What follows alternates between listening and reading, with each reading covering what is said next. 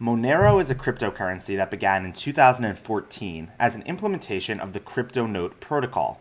The CryptoNote white paper was released anonymously under the name Nicolas van Saberhagen in December 2012, outlining a series of potential improvements to the Bitcoin protocol to better protect anonymity on the network. The white paper would lead to multiple actual implementations, such as Bytecoin, Darknet Coin, and Aeon, to name a few, but by far the most popular implementation is Monero. At the moment, Monero is the 8th largest cryptocurrency by market cap, and in my opinion, any serious crypto enthusiast should be up to speed on the ideas behind it and how to use it. So without further ado, this is your ultimate introduction to Monero.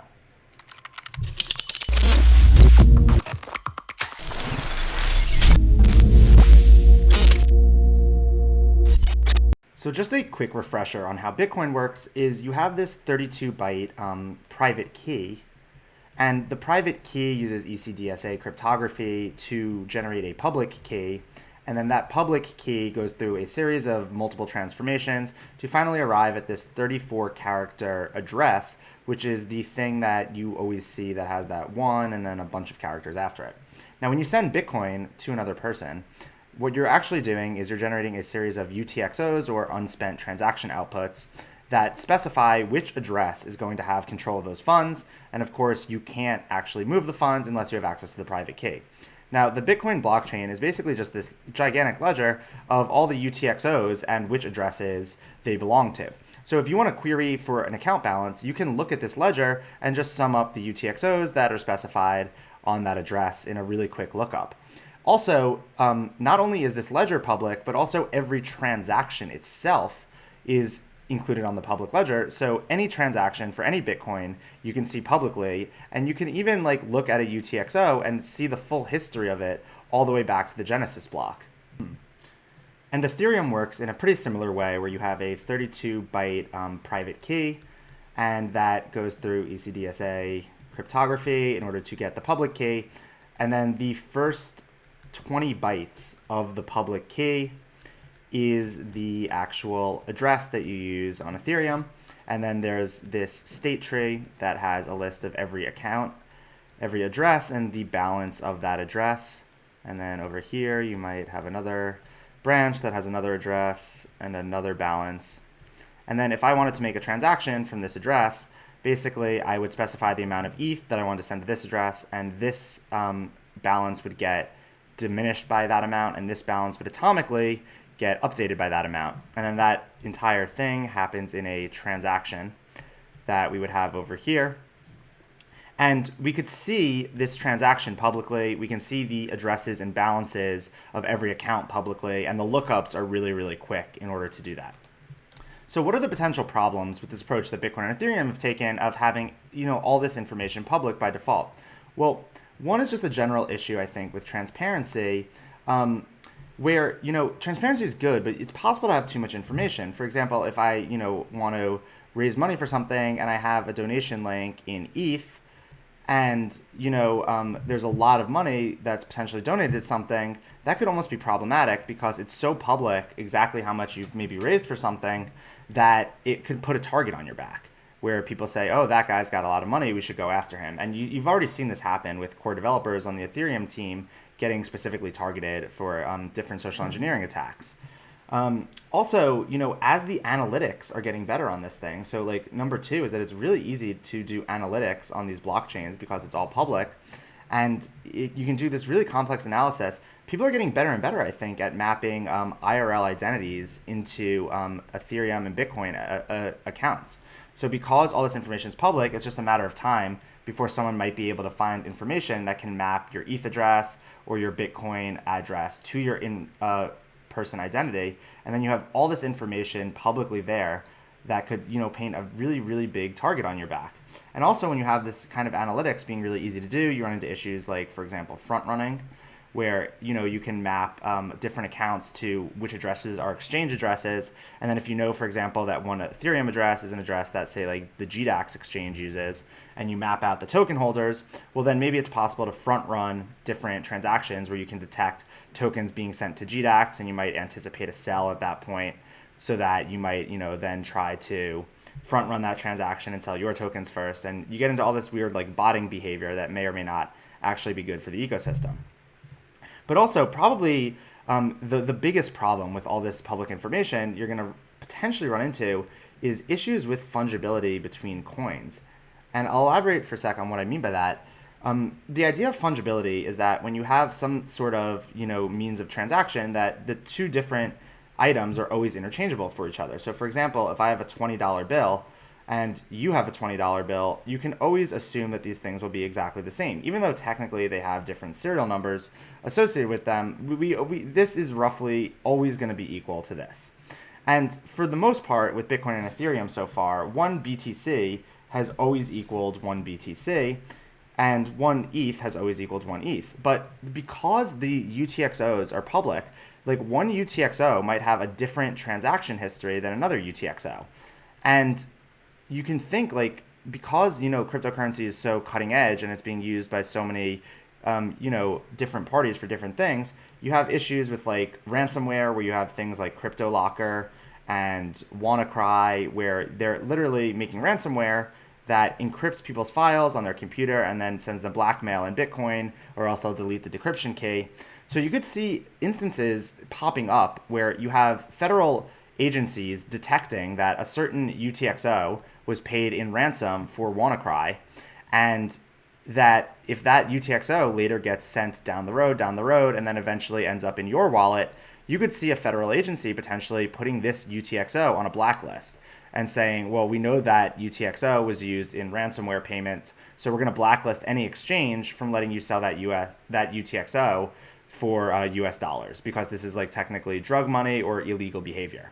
And then you start to get in this issue where the value of two different BTCs or two different ETHs can actually diverge, because you have the one that is on the blacklist and you have the one that's not on the blacklist. And it's very easy to detect this because all the transaction history is public.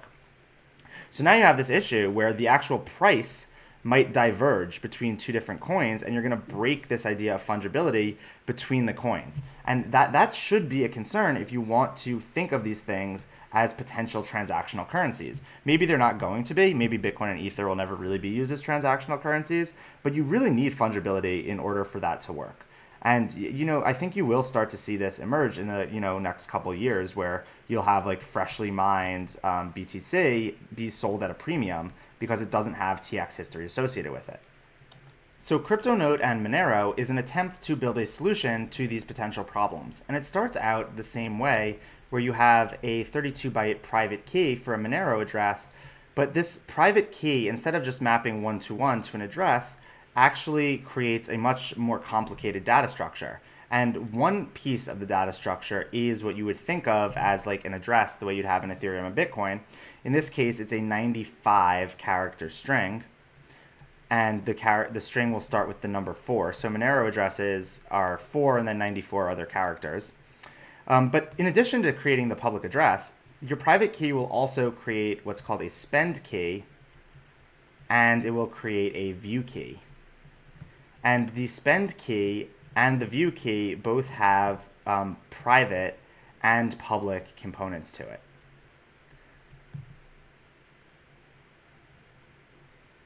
So you can think of a Monero account as having these 5 things: a private spend key and a public spend key, a private view key and a public view key, and an address associated with it, where in Bitcoin and Ethereum you just have the address. So when you want to send a transaction with Monero, the first thing to note is that we're using a UTXO model in the similar vein to what we use in Bitcoin, where the sender will unlock the UTXO with his private spend key, and that will allow him to transfer that UTXO to a receiver. And you would think that the sender would just look up the public address of the receiver and send him the UTXO. And that is, from the sender's perspective, exactly what they do. But there's some stuff that happens under the hood in the protocol that makes this entire process pretty interesting. First and foremost is the address that the UTXO actually gets sent to on the public ledger is not the address of the receiver itself. It's actually something that's derived from the same private key that the address is derived from, and it's what's called a one-time stealth address. So if I draw this out real quick, we have this thing called a stealth address, which is a unique one-time address that the Monero on the public ledger actually gets sent to. And it gets sent in a public transaction, right? It has a TX ID and it's a publicly viewable transaction, but the address is not the address that's publicly known of the receiver. So that means if you have the public address of a receiver, you can't just query this and try to see what the balance of the receiver's account is, because technically it's zero, because there hasn't really been a transaction to it. The transactions are all to these one-time use addresses. And then the stealth address then has custody over that UTXO and could spend it. But the way that the receiver will know that this UTXO is his is that he can look at it with his view key. So the view key needs to scan each individual UTXO and attempt to decrypt it. And if it's able to decrypt it, then it knows that that UTXO can be spent by his spend key. So this actually becomes like an O of N operation, where each receiver will need to scan every UTXO in the system with their view key in order to actually understand what their balance is, because there's no way to just do a quick lookup like you can in something like Ethereum. And then if the this is kind of interesting because it lets you do things like make view-only wallets. And a view-only wallet could be seeded with just the view key. And that way the wallet could look at all incoming transactions and figure out which UTXOs have been sent to the account, but they wouldn't actually be able to spend any of them. And they wouldn't even be able to know, as we'll see in a second, which have been sent. So there's no concept of like a custodial wallet in Monero, the way that there is in things like Bitcoin and Ethereum, because every single time you create a new wallet, you need to scan every UTXO to see what the balance is. And you don't want to have to do that every time. So they don't really have these kind of third-party wallets like you see in the other ecosystems. Something else that's really interesting, so in addition to obfuscating the actual address of the receiver, is Monero will obfuscate the address of the spender as well, using something that's called a ring signature. And I'll probably do an entire video on ring signatures at some point, so I won't dive into it too much here. But really, what ends up happening from the protocol perspective is instead of this sender just sending the transaction directly, they'll actually join what's called a ring. And the ring will have multiple senders that all send XMR into it, and then they jointly sign a transaction as a joint ring signature. As a joint ring signature, and then this is what gets sent to the public ledger. So all that you see is this joint ring signature, but you don't actually know which sender signed which UTXO. And it's actually really, really hard to reverse engineer this out past a couple of steps to reliably trace the UTXO history of any UTXO, because they all get tumbled in these ring signatures by default. And then there's something else to make this even nicer. There's something called ring CT, or ring confidential transactions, that was added to the Monero protocol in September of this year.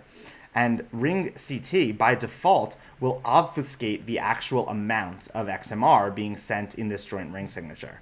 So not only do you not know the sender account, not only do you not know the receiver account, but you don't even know the amount of Monero that's actually getting sent in this ring signature. So this makes analytics on the blockchain, like figuring out the transaction volume per day, actually impossible. So no one knows the volume of XMR that's currently being sent in transactions, which is pretty interesting because no one really knows the usage. And if that wasn't enough, there's one other thing that is kind of interesting, which is this thing called Kovri, which is a Tor-like relay system for obfuscating the IP addresses of the individual nodes that are relaying these transactions in the first place. So this is something that's not fully implemented in Monero yet, but it's on the roadmap.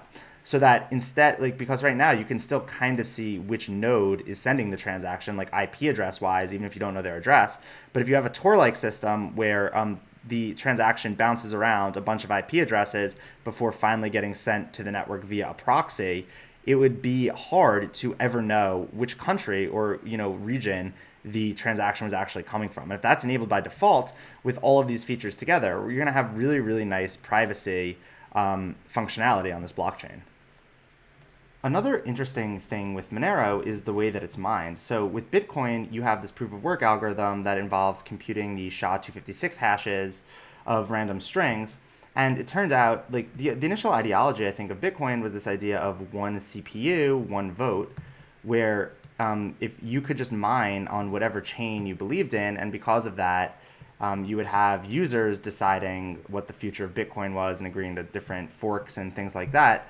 But eventually, people found that mining on GPUs was way more performant. So you had to make, kind of custom mining rigs in order to be a relevant player in the network. And then eventually, we started seeing the evolution of ASICs, or application-specific integrated circuits, which were custom chips that were being manufactured specifically for computing SHA-256 hashes.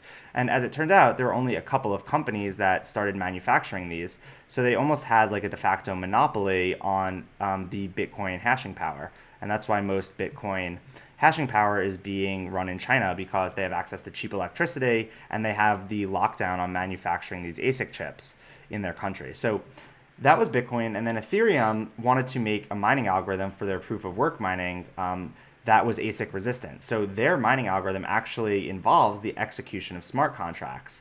And a smart contract is by default Turing complete. So if you wanted to make a specific chip that could execute a smart contract, it would have to be a chip that could execute a general purpose computation. And if you could make custom chips that were faster at making general purpose computation, well, you wouldn't need to, mine Ethereum. You could sell that patent to Intel for $1 billion and become rich, because that's what, billions of dollars of research are going into.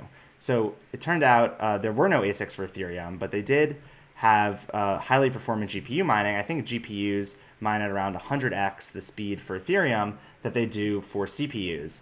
And I actually have an Ethereum mining rig in my apartment right now. There it is. This thing is doing work, making some ETH for me while I record these things. Anyway, but with Monero, and Ethereum also is going to fork into proof of stake. So, investing in mining equipment for Ethereum might not be the best investment right now. But Monero is interesting to me because they're using this mining algorithm called CryptoNote. And the idea of CryptoNote is not only is it ASIC resistance, but it also mines on GPUs at a roughly 2x only the speed that it mines on CPUs. And because the discrepancy is so mitigated, it actually makes CPU mining for Monero pretty viable. Meaning, not only are you going to have more decentralized mining nodes, because you don't need to invest in hardware, you can just do this on like your own custom computers or like your own home desktop computer. But there's something else I think that's really interesting, which is things like coinhive.com. So Coinhive is a JavaScript plugin that lets you basically run Monero miners in a browser of a user that's visiting your website. So with something like Coinhive, imagine if you had a free service, instead of serving ads, you could just mine Monero in your user's browser. And I'm not exactly sure what the numbers on this thing are because I haven't tested it or used it, but they claim some like really bold claims. Like, for example, they can get approximately like 70% of native CPU performance from JavaScript. So like if a CPU, if you were just mining it locally on your CPU, could say like mine 1 XMR a week, they're saying that you could mine 0.7 XMR a week from the browser using this plugin, which is pretty impressive. And that's maybe a testament to how good JavaScript and WebAssembly have gotten. But anyway, there are some interesting ideas here too, like this CAPTCHA, for example, that you could verify someone by doing a proof of work algorithm in their browser using the Monero CryptoNote algorithm, which I find really interesting for spam protection or for something like, detecting botting behavior. So I don't know, this is really interesting to me. Of all the cryptos right now, I think these features in tandem give Monero the best chance to actually become a transactional currency on the web. And you can already see it starting to happen, as Monero is currently the currency of choice on all the new darknet marketplaces that are emerging. And I'm curious if that will eventually spill out into more mainstream uses as well in the near-term future. But how do you actually use Monero? Well, I will show you how to set up a wallet and a dev environment in the next video.